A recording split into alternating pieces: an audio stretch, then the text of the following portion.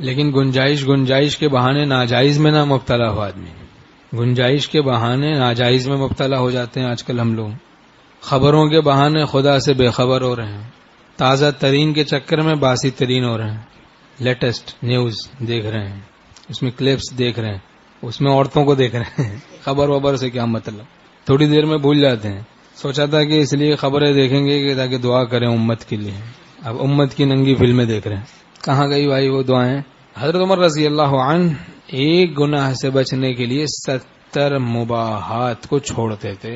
اب ہم لوگ تو خطرات پہ خطرات مول لیتے ہیں. گنجائش کے نام پہ ناجائز میں مبتلا ہو جاتے ہیں. میں نے عرض کیا نا بھائی, خبروں کے نام پہ خدا سے بے خبر ہو رہے ہیں. تازہ ترین کے چکر میں باسی ترین ہو رہے ہیں.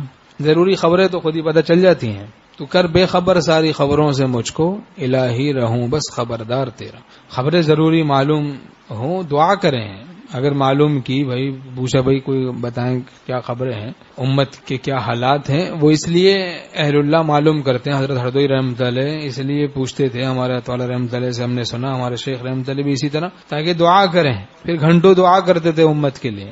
امت کا غم تو اللہ کے دوستوں کو ہوتا ہے. اب غم وم نہیں, تفریح چل رہی ہے. جہاں کوئی ایکسیڈنٹ ہو گیا, کوئی مصیبت آ گئی, بس فوراً تصویر کشی شروع کرتے ہیں اور اس کو سینڈ کرنا شروع کر دیتے ہیں تاکہ میں جیت جاؤں, سب سے پہلے میں سینڈ کرنے والا ہوں. لا یعنی اور فضول سے بچنا چاہیے. جس گلی میں گل ہو تقوی کے چراغ, اس گلی سے آنا جانا چھوڑ دیں.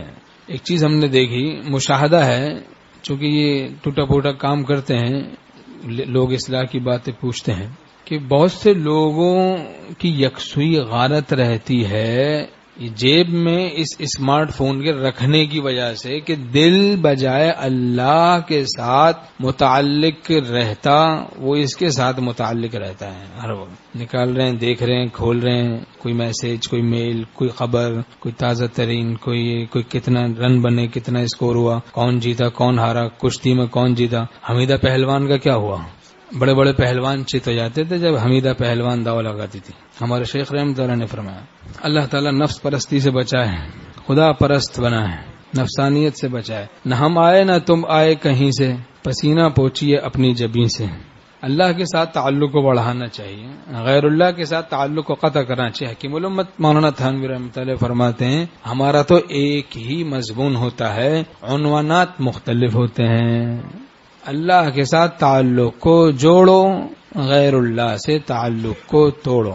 حدیث شریف میں مضمون ہے کہ حیا اور ایمان دونوں ساتھی ہیں. جب رخصت ہوتے ہیں تو ایک ساتھ ہوتے ہیں.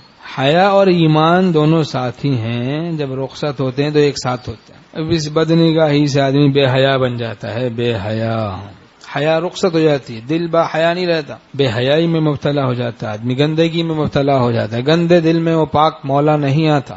اب ہم اپنے دل کو دیکھیں, ہر وقت اللہ سے لو لگائے ہوئے ہیں یا ہر وقت غیر اللہ سے لو لگائے ہوئے ہیں؟